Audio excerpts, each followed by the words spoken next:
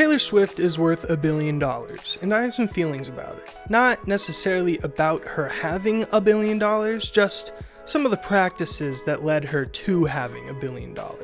First of all, Swifties, if you are here to angry comment on my video because you just read the title, please be nice. Actually, you know what? Comment all you want. I want to see if we can feed the algorithm like we did with my AJR video. It's fairly common for an artist to release multiple versions or enhanced editions of the same album, with deluxe versions being traced back all the way to the 80s. Nowadays, groups will have exclusive versions released at certain stores with a couple bonus tracks here and there depending on the store, or they'll release different colored vinyls depending on what store it is exclusive to. Something I noticed starting a few years back working at Target was a lot of K-pop groups especially were releasing the same album but releasing like 4 versions of it and just calling them version 1, 2, 3, and 4, or like spelling out like love, like L-O-V-E. And usually the only difference seems to be variant covers or maybe some photos or a poster you get included with the CD. Other than that though, the CDs are the exact same. Taylor dabbled in this with the release of her hit album, Lover. 4 different versions, the only difference being a poster and some journal entries thrown in there for each one. And I suppose a number on the front if you want to get specific. In no way is it required to purchase multiple versions of the same CD or even a physical CD at all, but I could just see someone, especially having OCD-like tendencies, feeling just incomplete if they only have one version of the album, especially if it's like, I don't know, like version 2. Like maybe they saw the poster for version 2 and they were like, oh, that's the one I want. But then they see it sitting on their shelf and they're like, version 2? I don't want to have just version 2. I want them all. I want 1, 3, and 4 to be wrapped around that version 2. Now, just to jump in real quick, I'm not saying anyone is having a full-on panic attack because they don't have all the Taylor Swift albums. I'm just saying naming albums 1, 2, 3, and 4 inherently spark in some people's minds more than others that they have to have them all. I have no evidence of this. I just know of people that have OCD who have a lot worse things set it off. Now, I'm not saying Taylor was purposely exploiting her fans for personal gain. At least not yet. Since then, Taylor has taken that trend of releasing multiple versions of an album and has absolutely blown it out of the water. And by blown it out of the water, I mean went on a 25 kill streak and tactical nuked it out of the water.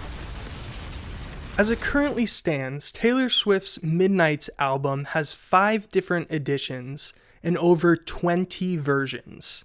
That's not a joke. Those aren't fudged numbers. She has milked the Midnights cow past dry, and if I had to guess, there is yet to be a little bit of sustenance to be squeezed out. And if you don't believe me, here's just a quick little rundown of the releases. There are 6 different vinyls, 10 if you include the signed versions, 4 different CDs, 5 if you include the Target exclusive, 9 if you include the signed versions, and 13 if you include the clean versions. 7 digital versions, but hey, there's only 1 cassette.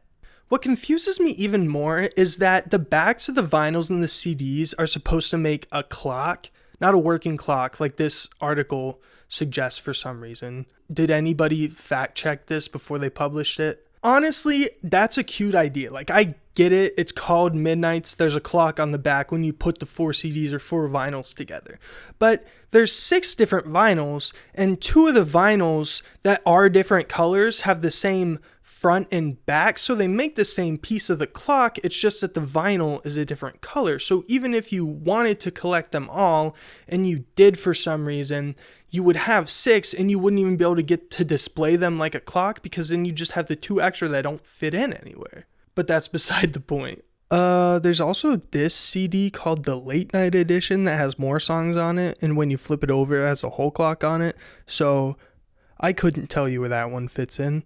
Historically, at least from what I recall, an artist would release an album with 10, maybe 15 songs on it, and then a few months, a year later, they'd drop a deluxe version with 3 to 5 more songs on it. Simple and sweet, easy to follow, hold your fans over till the next album.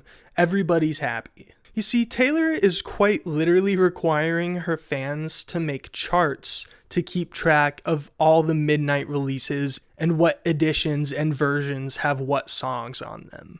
And from the way I've taken it, there's not even a single edition that has every single song on it. Just a quick interlude, I want to read some of the Reddit comments I found about all these releases that I found funny. She's approaching the Sims 4 level of expansions. At this point, honestly, it's preposterous. It looks like I'm comparing the various prescription drug coverages on different Medicare plans. Strange, none of them have check marks the whole way down. Ah, she's entered the screwing her fans phase of her career. And finally, my favorite, capitalism, Taylor's version. Taking all of this into consideration, it may seem a little less impressive to learn that Midnight sold so many copies.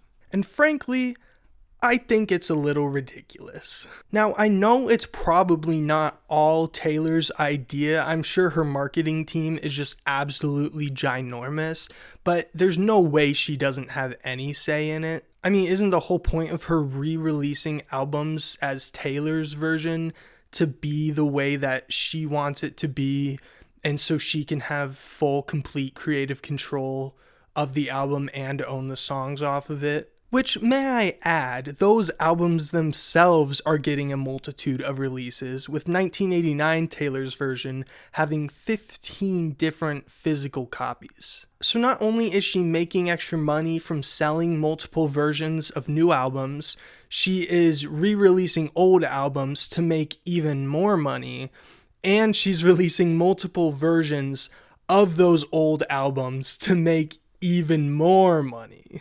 And I'm sorry, but I just have to mention there are two different digital versions of 1989 Taylor's version, and the only difference is one version has Bad Blood re-recorded with Kendrick Lamar and the other version doesn't. And it's like, why is it even necessary at that point? Just make it one goddamn version. It's like they're just banking on the fact that people will buy both of them just because they know there are people out there who are willing to buy anything that has Taylor's name on it. I just feel like it's a little messed up. Like I said, knowing there are so many people willing to go out of their way to buy all the different versions of these albums, and then especially making it sound like they're the ones benefiting from it. Billboard calling Midnight's a collector's dream. As a self-titled collector of many things, I think it's safe to say that the goal is to spend as little money as possible. It's just that there's this narrative pushed by her fans and the media that she's just this like golden angel and she can't do anything wrong and she's just slaying, like she's just doing her thing, like she's been wronged before, so it's okay that she's huge now. And I'm not denying nor confirming that she got screwed over by her last label, but in the end, it's hard to feel sorry for someone worth $1 million, let alone $1 billion. I'm not saying stop supporting Taylor Swift and that she's a terrible person. I'm just saying it may be a point to at least consider and think about. Like I said, there are other artists guilty of releasing multiple versions of the same album. It's not exclusively Taylor, but at the forefront of the music industry, she kind of just has that control to dictate trends. And she's definitely setting an example to other artists that as one of the biggest musicians ever, it's okay to have this complex of a release and just have almost zero backlash for it. I've seen the phrase, "there's no such thing as an ethical billionaire," thrown around from time to time, and I'm not saying that is true, but if it is, why would it be any different for Taylor Swift? That's all I have. Thanks for watching. Like, comment, subscribe. I have a pretty big video planned. I know it's been a while like it usually is. Next video is taking a while, so hopefully this is just something to hold you over. Have a great day, guys. Could this new girl be the one to make me happy? Wonder what she thinks of me. Could I chuck it